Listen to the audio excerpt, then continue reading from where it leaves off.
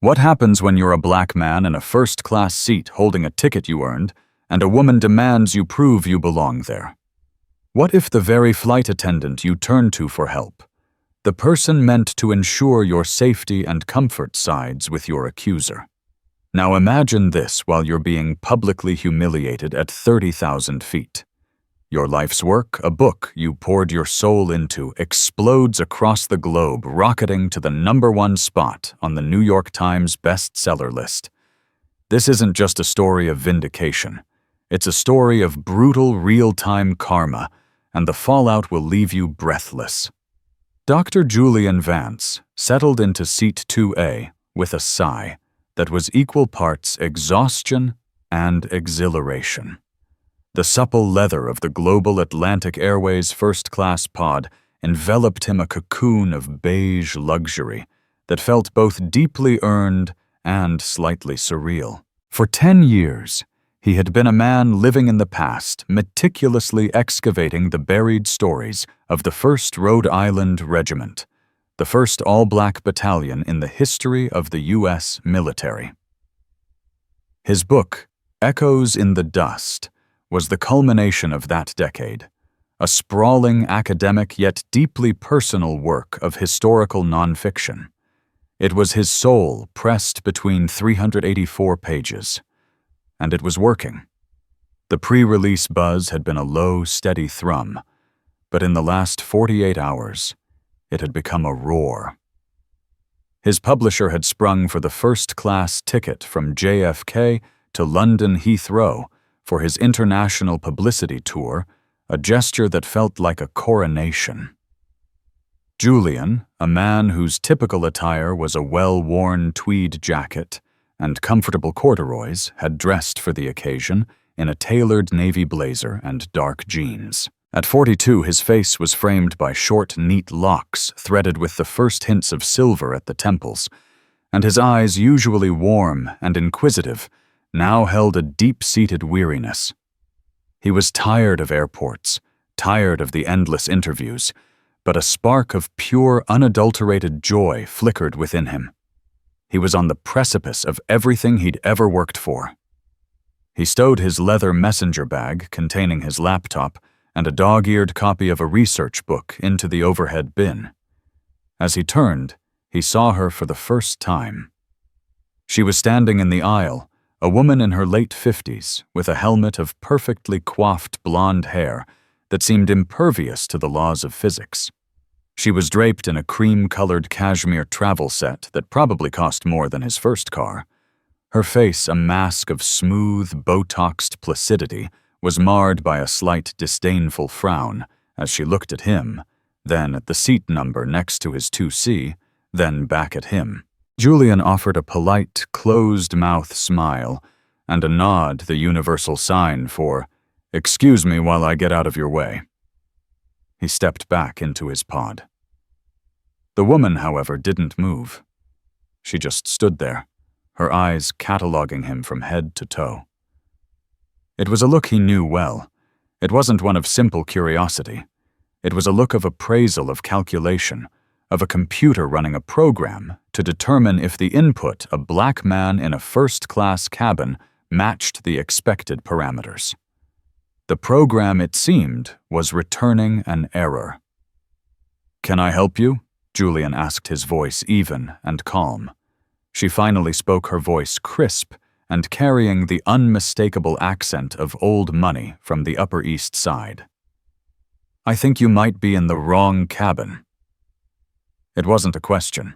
It was a statement of fact delivered with the casual authority of someone who had never been told she was wrong. Julian felt a familiar cold dread wash over him, an icy counterpoint to the warm joy he'd been nursing. He had played this scene before, in different venues: a high-end department store, a 5-star restaurant, the members' lounge of a historical society he was a keynote speaker for. The script was always the same. "I don't believe so," he replied, keeping his voice low. "This is seat 2A. "I know," the woman snapped, her politeness evaporating. "And this is the first-class cabin. Perhaps your ticket is for premium economy. It's just through that curtain. She pointed a manicured finger, as if directing a lost child. Julian took a slow, deliberate breath. He could feel the eyes of the other passengers in the small, intimate cabin turning towards them. He refused to be embarrassed. He refused to be rattled. "Ma'am, I can assure you my ticket is for this seat. I am in the right place." Her name, he would soon learn, was Caroline Miller. And Caroline Miller was not accustomed to being contradicted. Her perfectly plucked eyebrows arched in disbelief. Well, there must be some mistake. At that moment, a flight attendant approached a woman with a name tag that read Brenda. She had a practiced plastic smile and tired eyes. "Is there a problem here?" she asked. Her gaze automatically defaulting to Caroline, the established, expected presence. "Yes, Brenda," Caroline said, her voice dripping with manufactured concern. "I think this gentleman may be a little lost. He seems to think his seat is here in first class." The implication hung thick and poisonous in the recycled air. "He doesn't belong." Brenda turned her professional smile on Julian, but it was strained. It didn't reach her eyes. "Sir, could I just see your boarding pass, please?" Julian stared at her, then at Caroline, who now wore a mask of smug vindication. It was happening. The quiet joy he'd felt moments ago was being systematically dismantled piece by piece in front of an audience. And the person in uniform, the person meant to be impartial, was an active participant in his humiliation. "Of course," Julian said, his voice dangerously quiet. He reached into his blazer, his hand steady despite the fury coiling in his stomach. He wasn't just a passenger anymore. He was a defendant, and seat 2A was on trial. The act of reaching for his boarding pass felt like a slow-motion sequence in a film he never wanted to star in. Julian could feel the weight of every gaze in the cabin. The businessman in 1A pretending to be absorbed in the Financial Times. The young couple in 3D and 3F whispering behind their hands. He was a spectacle. His crime-occupying space that Caroline Miller, and by extension the flight attendant Brenda had deemed, was not his to occupy. He pulled the crisp paper from his inside pocket and handed it to Brenda. Her eyes flicked down to the document, then back up to his face. The pass was clear. Vance Julian. Seat 2A. JFK LHR. First. There was a flicker of something in Brenda's eyes. Not embarrassment, not yet, but a brief moment of cognitive dissonance. The evidence contradicted the narrative she had so readily accepted. Instead of a swift apology, a diffusion of the situation she had helped create, she doubled down on procedure, a shield against her own misjudgment. "And may I see a form of identification, please, just to match the name?" The request was an insult wrapped in the sterile language of corporate policy. No one else was being asked for secondary identification to confirm their seat. Julian knew it. Brenda knew it. Caroline Miller, who was now watching with the rapt attention of a Roman aristocrat at the Colosseum, certainly knew it. "Is there a reason you need my ID?" Julian asked, his voice still low, but now with an edge of steel. "Did you believe I found this boarding pass on the floor?" Brenda's plastic smile tightened. She was flustered, caught between airline protocol and the unwritten rules of social hierarchy she was enforcing. "It's just standard procedure, sir, when there's a seating discrepancy." "But there is no discrepancy," Julian countered, his gaze unwavering. "There is only an accusation made by this passenger." He gestured coolly toward Caroline, "and validated by you." The businessman in 1A coughed and finally lowered his newspaper, his expression one of deep discomfort. Caroline Miller, however, was undeterred. "Well, I've never seen them let just anyone up here," she muttered, just loud enough for everyone to hear. The airline has standards. The fury in Julian's gut, once a coiled snake, began to unspool. He had spent his entire professional life adhering to the highest standards. Late nights in dusty archives cross-referencing colonial-era muster rolls, sleeping on library couches, all to give voice to men who had been silenced by history. He had earned his place in the world, had earned this very seat through a level of rigor and dedication Caroline Miller could likely not even fathom. "My standards," Julian said, his voice resonating with a sudden quiet authority that cut through the cabin's tension, "are unimpeachable. The question is, what are yours?" He looked directly at Brenda. Before she could respond, a second flight attendant appeared. He was younger, a man named Mark, with kind eyes and an air of genuine competence.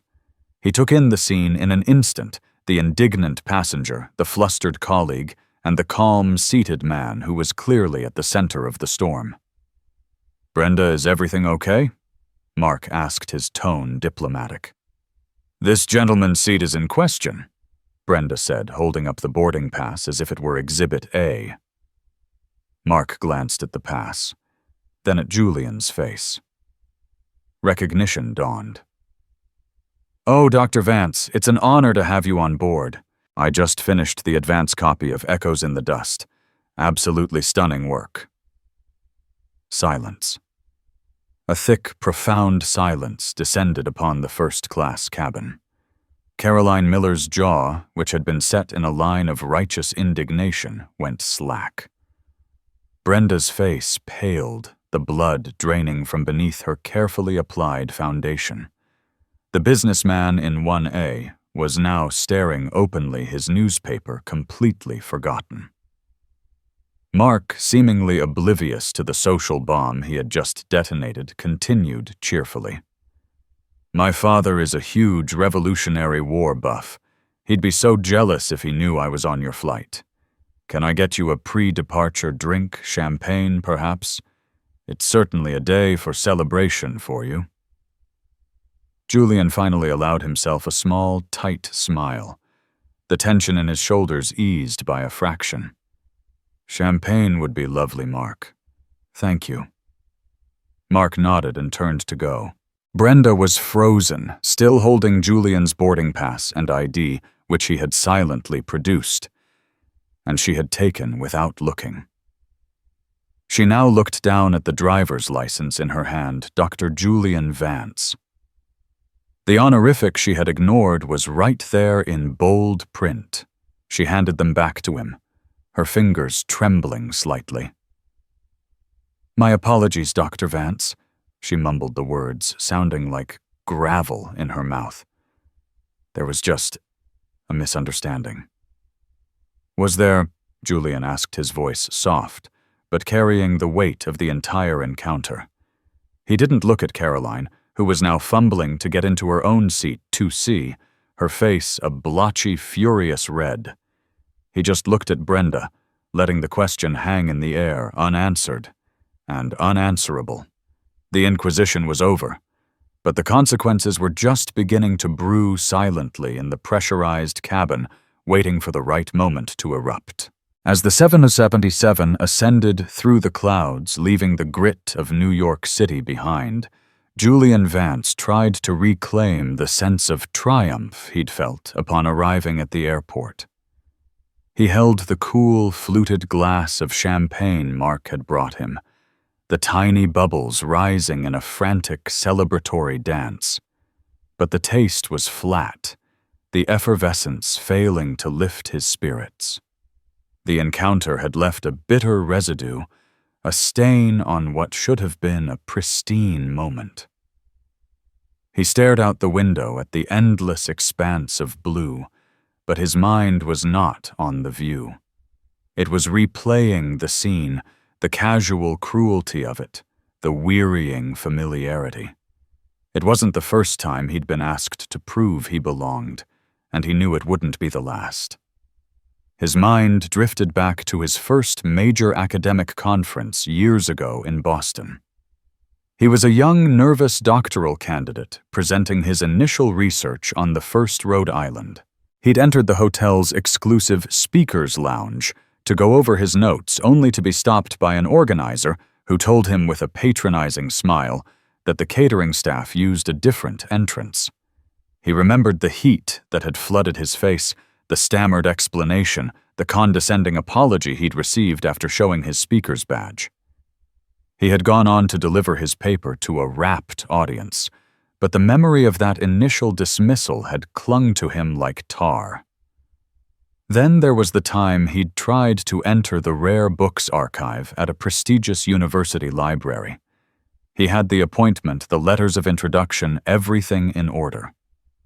Yet the archivist, an elderly man with watery blue eyes, had grilled him for 20 minutes, demanding to know the true nature of his research, his tone heavy with suspicion, as if Julian were a thief casing the joint rather than a scholar on a pilgrimage.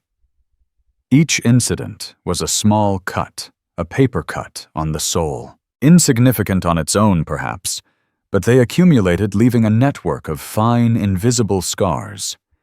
He had learned to navigate a world that often saw his skin color before his credentials, his presence as a question before it was accepted as a fact. He had developed a shield of calm, professional detachment. It was a survival mechanism, but it was exhausting to maintain. He glanced over at Carolyn Miller in seat 2C. She was hidden behind a copy of Vogue, her posture rigid. She hadn't said a word since Mark's intervention. She was pretending he didn't exist. To her, he was no longer a threat, but an embarrassment, a social miscalculation she wanted to forget. Julian knew her type. Her apology, if it ever came, would not be for her prejudice, but for the social awkwardness of being caught in it. Brenda, the flight attendant, was a different story. She was now a whirlwind of obsequious, nervous energy. She had come by 3 times in the first hour of the flight. Dr. Vance, can I get you another blanket? Dr. Vance, would you care for some of our roasted nuts? They're really quite good. Dr. Vance, please let me know if the cabin temperature is to your liking. Her voice was an octave higher, her smile stretched to the point of pain. It was a performance of contrition, but it was hollow. She was trying to fix a problem she refused to understand. She wasn't sorry for what she did.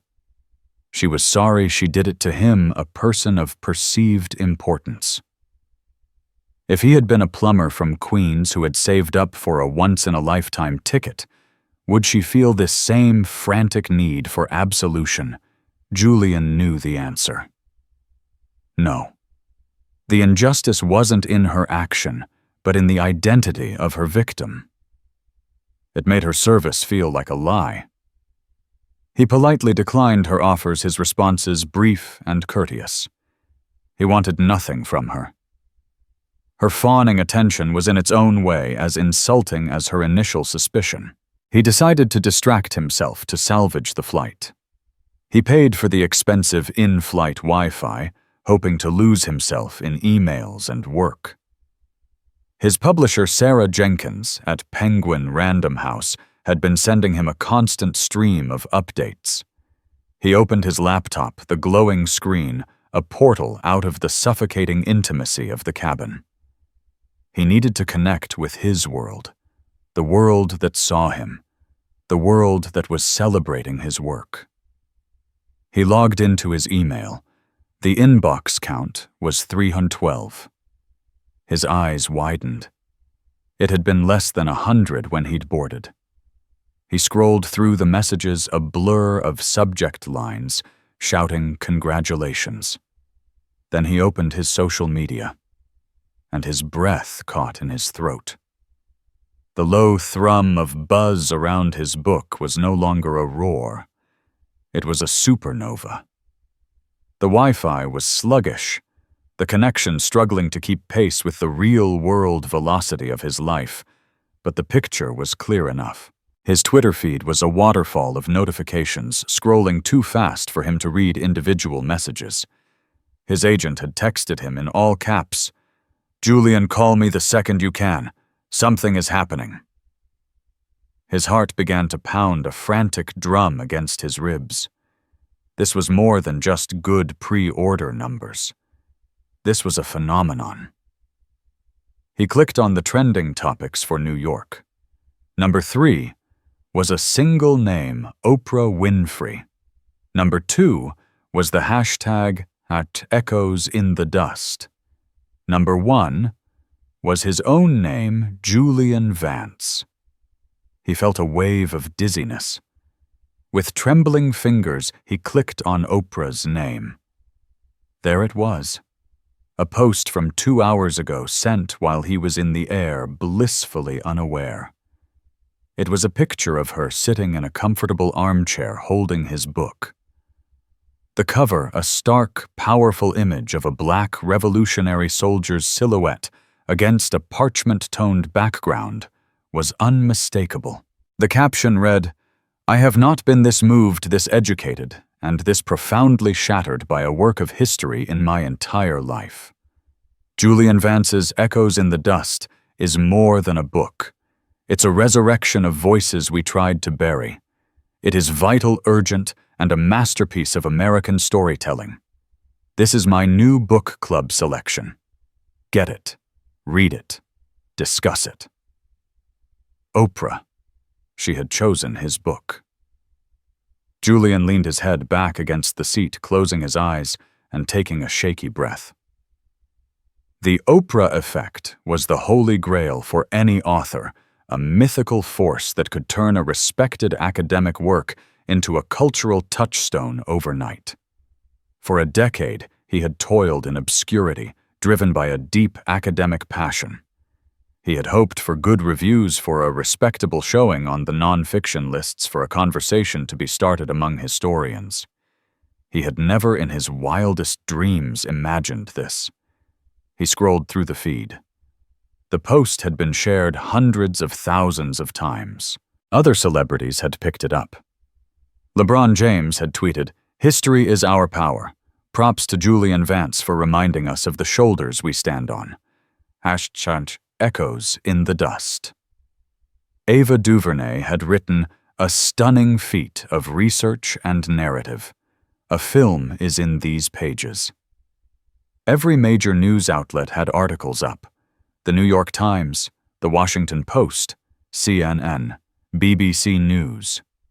Oprah's new pick is a sobering look at America's forgotten black soldiers. Who is Julian Vance, the historian behind the book everyone is talking about? His Amazon ranking was flashing on his publisher's frantic emails. The book had been hovering around number 250 in the overall store. After Oprah's post, it had leaped to 50, then 12, then to 4. In the last email sent 20 minutes ago, Sarah had written, "We are the two. I'm literally vomiting with joy. It's us and the new James Patterson novel. We might actually do it. Julian, we might hit 1-1. He felt a tear slide down his cheek and quickly wiped it away. It was all too much. The humiliation he'd felt an hour ago, the sting of being treated like an interloper, seemed so small and pathetic in the face of this overwhelming wave of validation. Yet the two emotions were inextricably linked.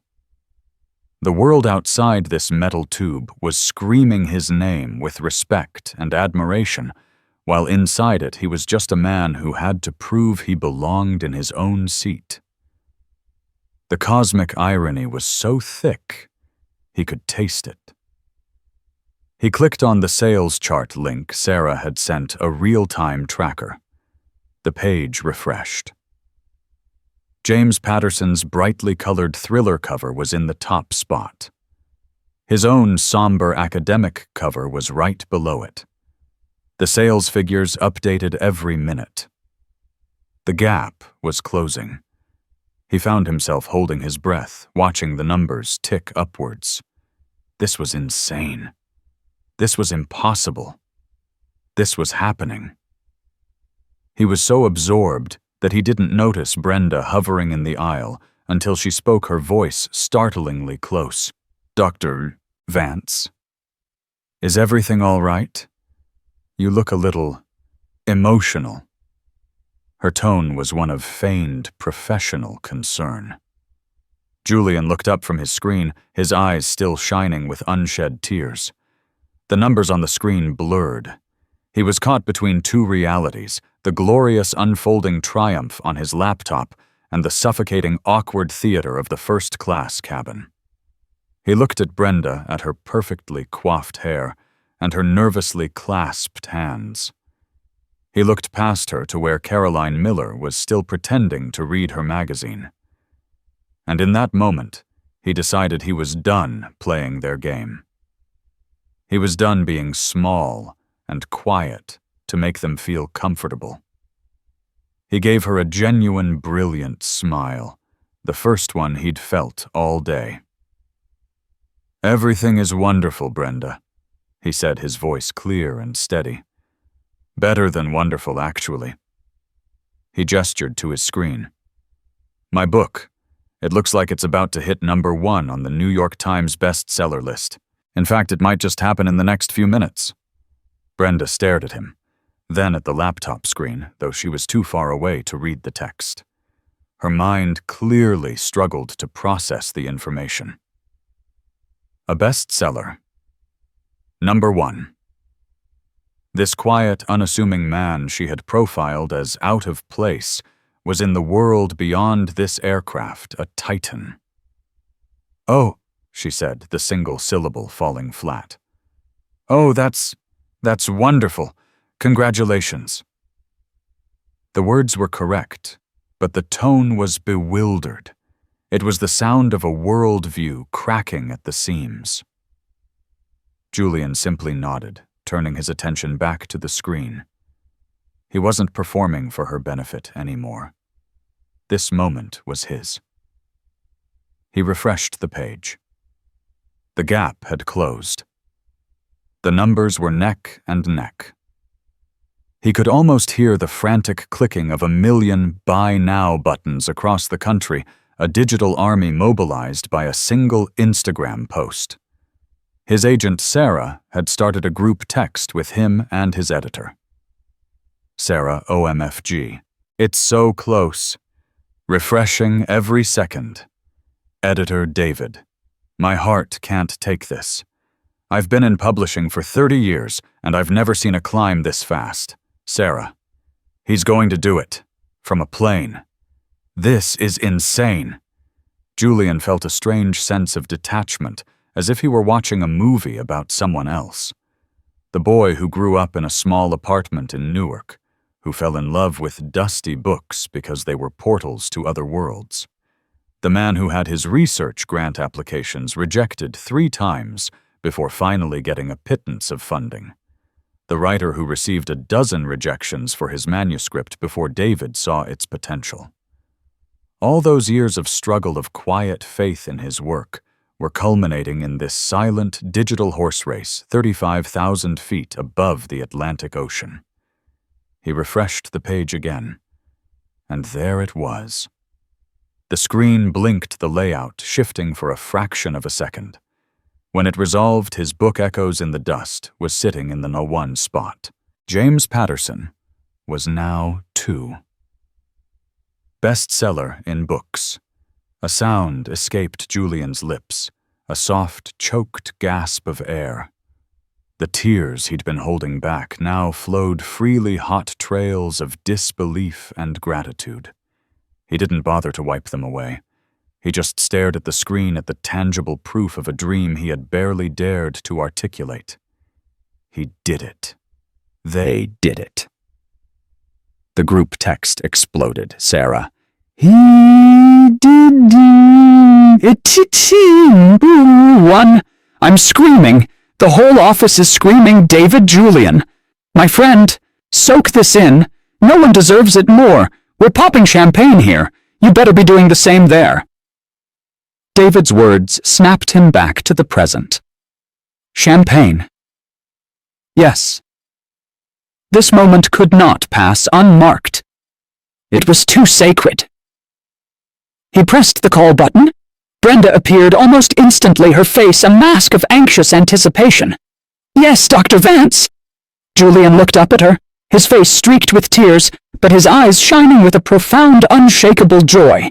The power dynamic in the small space had irrevocably shifted. He was no longer the man being questioned.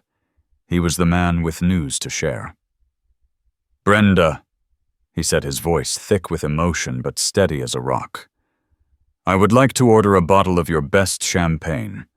The Dom Perignon, I think." Brenda blinked. "A bottle, sir." "Yes," Julian confirmed. "And I'd like you to share it. One glass for me, one for my friend Mark, who was so kind earlier, and one for every passenger in this cabin."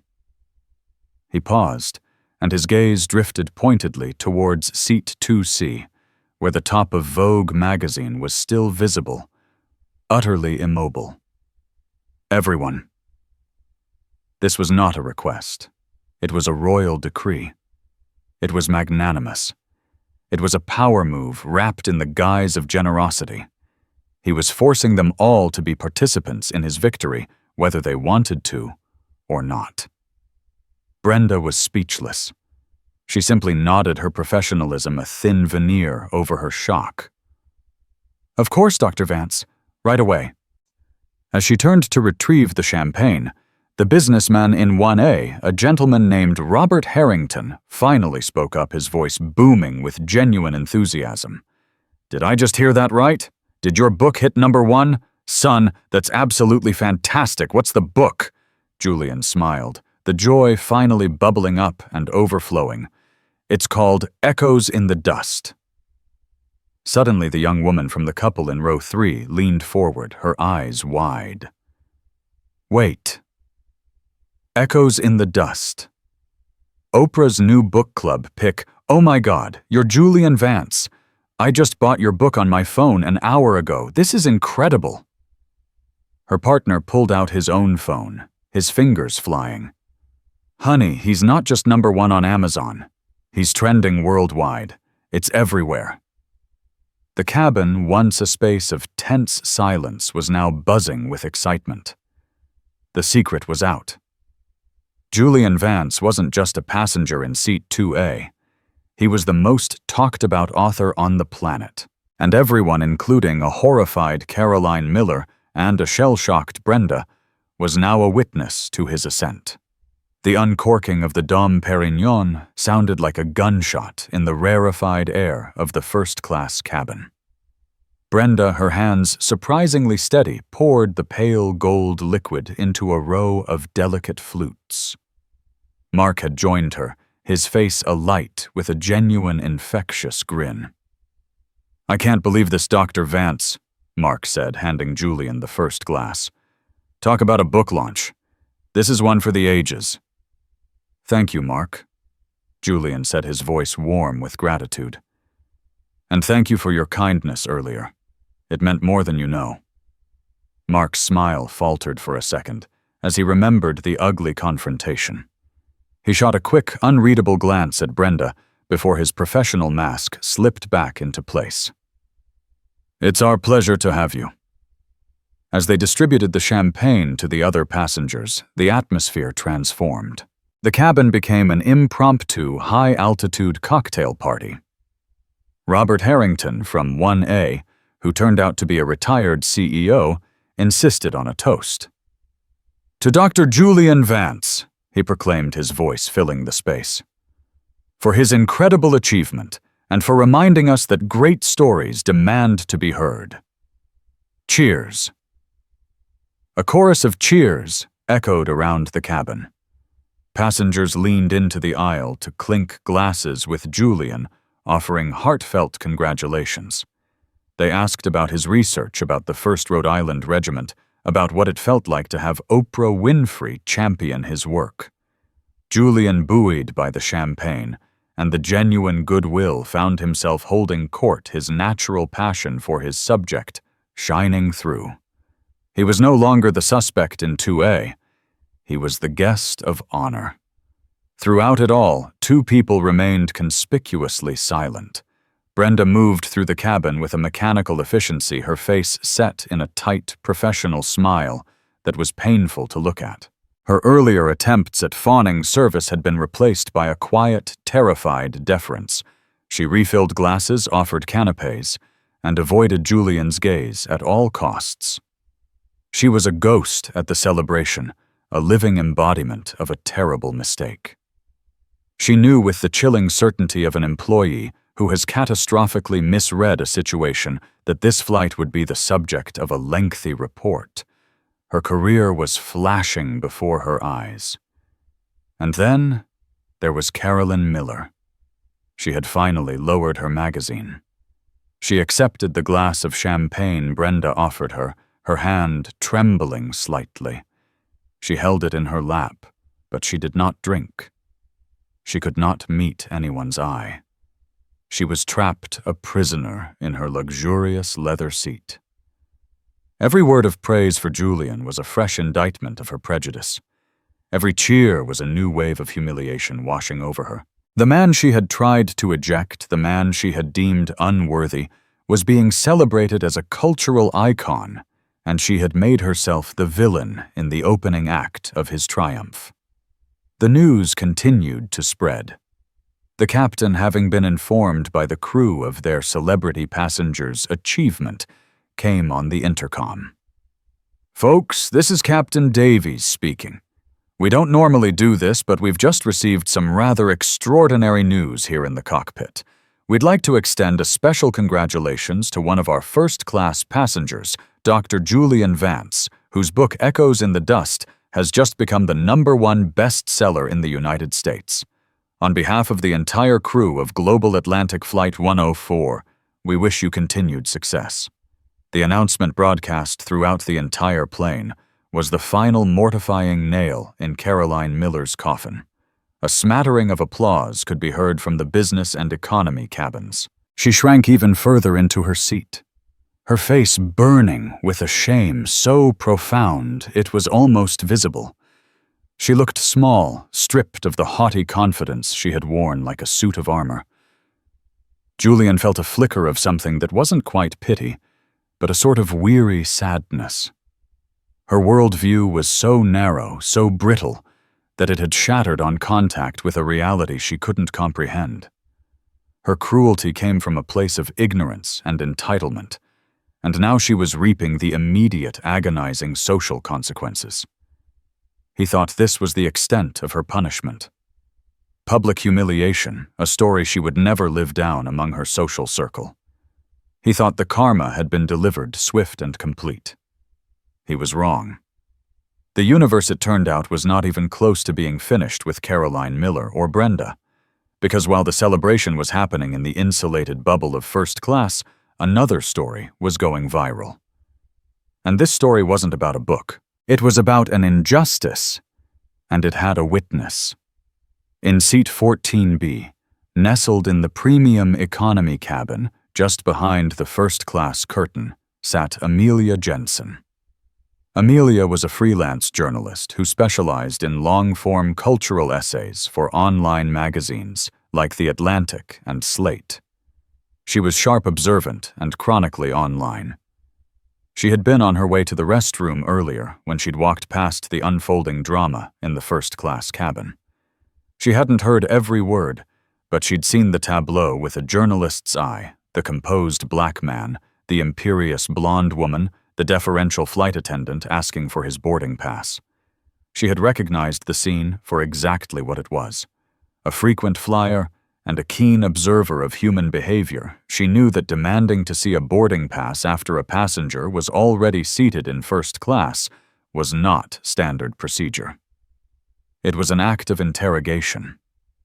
She had returned to her seat, fuming with a quiet, second-hand rage. She pulled out her phone and began to type. Her first tweet was simple observational. On Global Atlantic Flight 104 to Heathrow, a woman in first class just publicly challenged a black man's right to be in his seat. She literally told him he must be lost. Now the senior flight attendant is demanding to see his boarding pass and ID to confirm his seat. He is the only one being asked. This is absolutely unreal. The tweet fired off into the digital ether quickly found its audience. Followers and strangers alike seized on the injustice. It was a perfect, self-contained narrative of modern prejudice. Reply 1. Name and shame the airline. At Global Atlantic, is this your policy?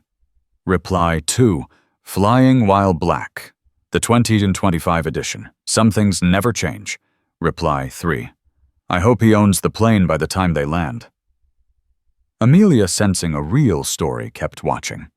She saw Mark, the second flight attendant, intervene. She couldn't hear his words, but she saw the shift in the cabin's atmosphere. She saw the first flight attendant's face pale. She saw the blonde woman shrink into her seat. She tweeted again. Update: a second flight attendant just came over and apparently knows the man, called him doctor, and said he was a fan of his work. The whole vibe just shifted. The first FA and the woman who complained look like they've seen a ghost. The passenger's name is Dr. Vance, Julian Vance. That was the spark that lit the fuse. Someone immediately connected the name.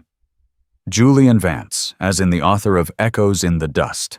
Oprah's new book club pick the two separate viral stories, the triumph of the book and the injustice on the plane, collided and merged into a single, massive narrative inferno.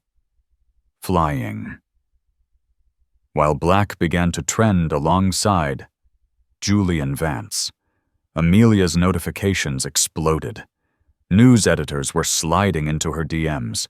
Major activists were retweeting her thread. The story was no longer just a series of tweets. It was becoming international news. And then the captain made his announcement congratulating Dr. Vance on his #1 bestseller. Amelia's fingers flew across her phone's screen. I have a glorious karmic update. The captain just announced to the entire a plane that Dr. Julian Vance's book just hit #1 on the bestseller list while on this flight. The same man they tried to kick out of his seat. You cannot make this stuff up. The woman who complained looks like she might spontaneously combust. I'm buying his book right now from 30,000 feet. That was the tweet that broke the internet.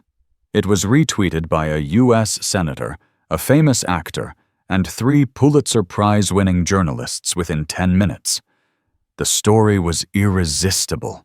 It had a hero, a villain, a dramatic setting, and a twist of cosmic justice that was almost too perfect to be real. By the time the plane began its descent into London, Global Atlantic Airways was in full-blown corporate panic. Their social media channels were a dumpster fire of angry customers promising boycotts. News trucks were already en route to Heathrow. The names of the flight crew were being demanded. Internet sleuths with terrifying efficiency were already working to identify the woman in the cashmere travel set. Julian, blissfully unaware of this second, much larger storm, was packing up his laptop.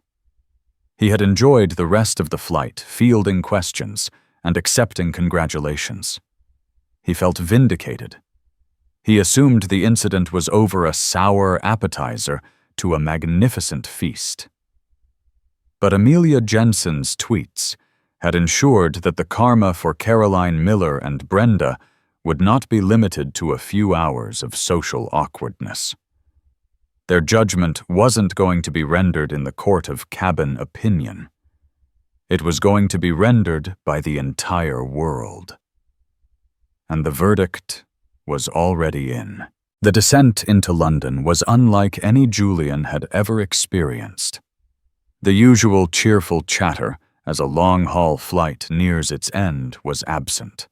In its place was a thick, charged silence, heavy with unspoken thoughts.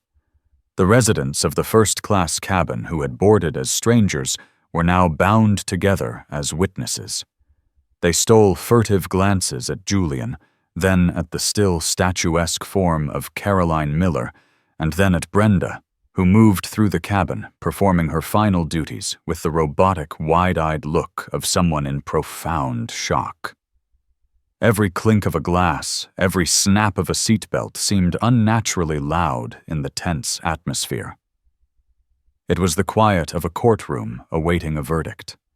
The wheels of the Boeing 777 kissed the tarmac at Heathrow with a gentle screech, a mundane sound signaling the end of an extraordinary journey. As the plane taxied towards the gate, the finality of the moment began to sink in. For 10 hours, this cabin had been a self-contained universe, a pressurized theater for a drama of prejudice and poetic justice. Now the real world was waiting just outside the door. The familiar ding of the seatbelt sign turning off was the starting pistol for the digital flood. In an instant, the cabin was filled with a cacophony of electronic chimes and pings as 200 phones reconnected to civilization. It was the sound of the outside world rushing in to pass judgment. For Caroline Miller, that sound was a death knell. Her hands, adorned with a formidable diamond ring, trembled as she retrieved her iPhone from her Hermes handbag. The screen lit up with a terrifying barrage of notifications. Dozens of missed calls, hundreds of text messages. But it was the push notification from the Daily Mail app sitting at the top of the screen that made the blood drain from her face. The headline was a masterpiece of tabloid savagery, exclusive New York socialite. Caroline Miller, wife of hedge fund tycoon Martin Miller, branded Kashmir Karen after attempting to eject #1 best-selling black author Dr. Julian Vance from first-class seat. Her breath caught in a ragged gasp. They had her name. They had her husband's name.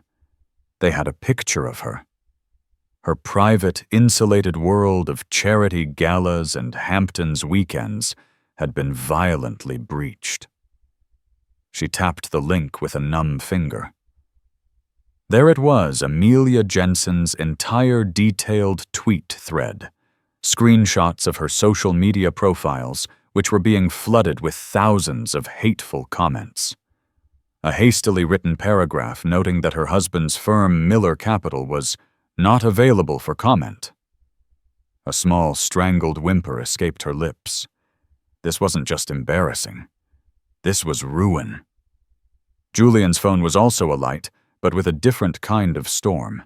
Alongside the unending stream of congratulations were now hundreds of messages expressing outrage on his behalf. His agent, Sarah, had sent a frantic series of texts. "Julian, are you okay?" The story of what happened on the flight has gone viral. It's bigger than the book. CNN is calling. The airline's head of PR is practically begging to speak with me. They know this is a Category 5 disaster for them. He felt a wave of profound unease. His private humiliation, a moment he had processed and moved past, had become public property, a symbol in a culture war he had never asked to lead.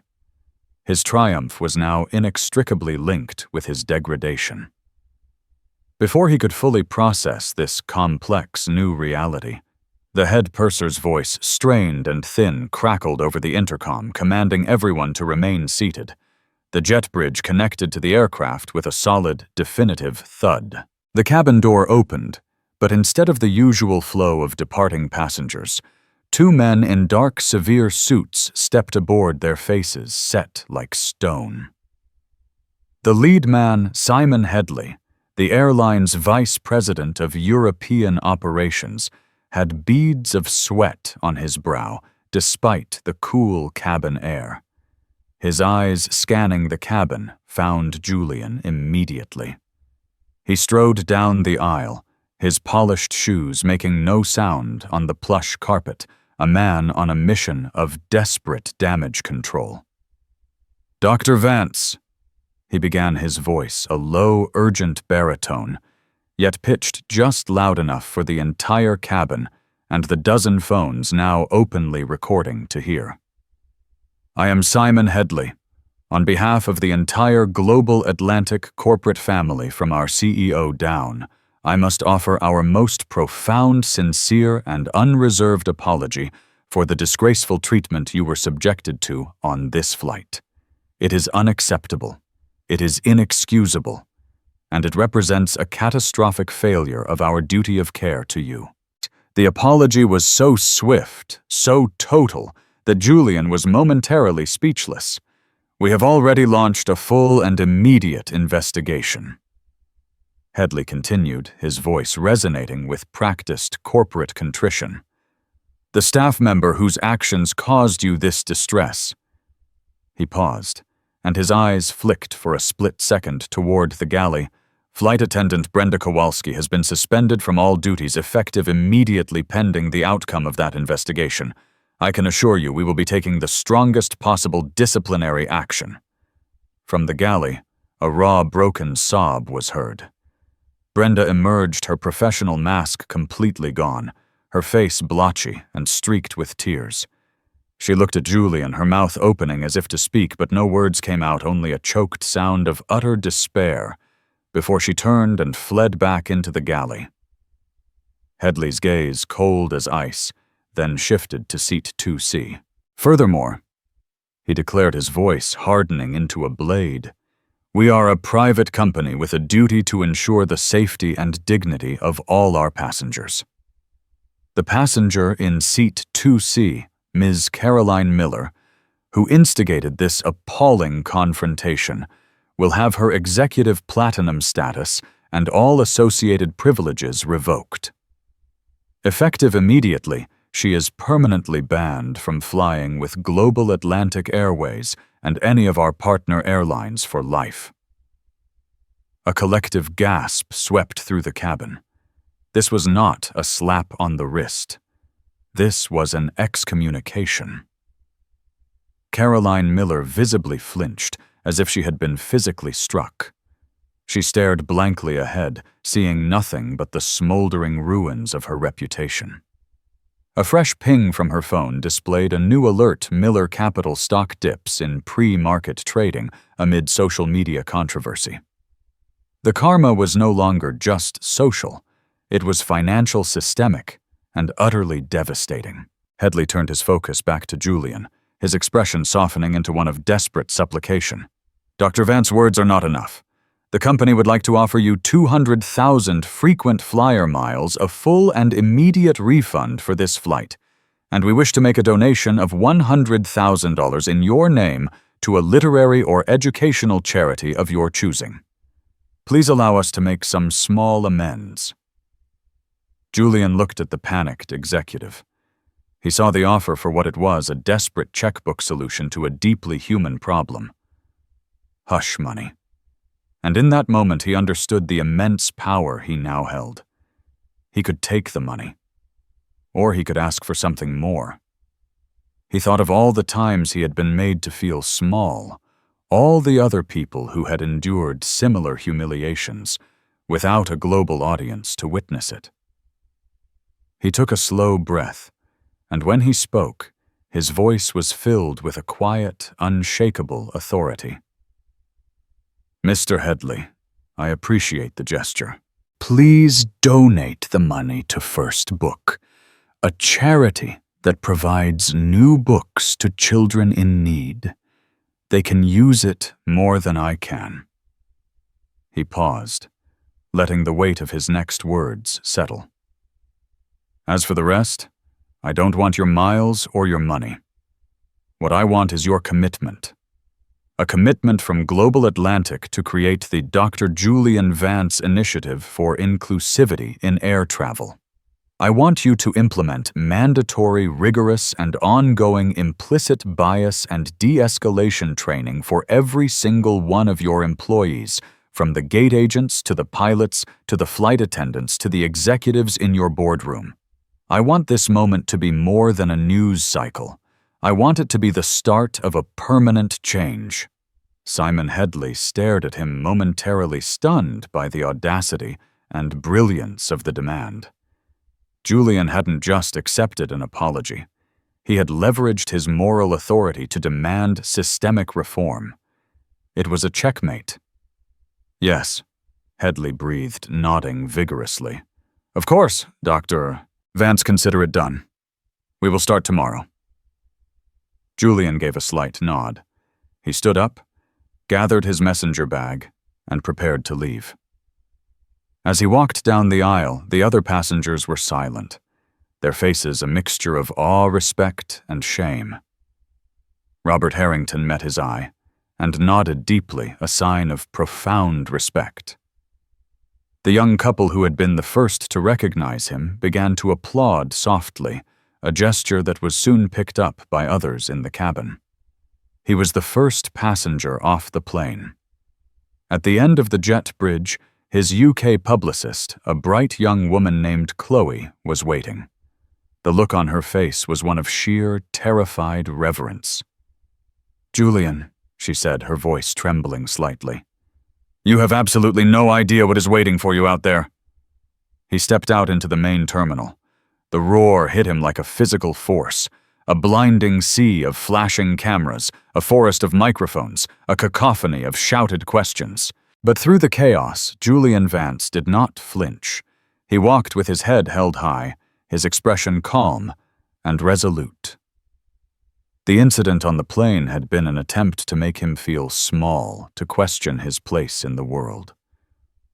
But as he walked into the London morning, a #1 best-selling author and an accidental icon, he knew with absolute certainty that his place was no longer in question.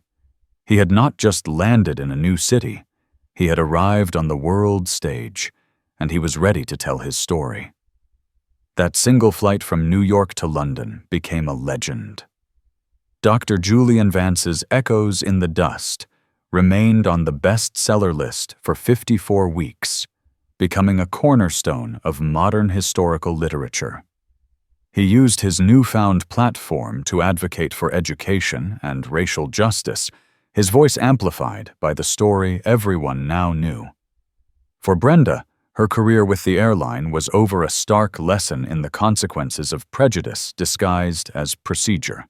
And for Caroline Miller, the name Kashmir Karen became a permanent digital ghost, a label that stripped her of her social standing and served as a cautionary tale about the high cost of entitlement. Their karma wasn't a single event. It was a life sentence. If this story of poetic justice and ultimate triumph resonated with you, please hit that like button. Share it with someone who needs to hear that our actions, especially those rooted in prejudice, have profound and lasting consequences. And most importantly, subscribe for more incredible stories of karma vindication and the power of the human spirit.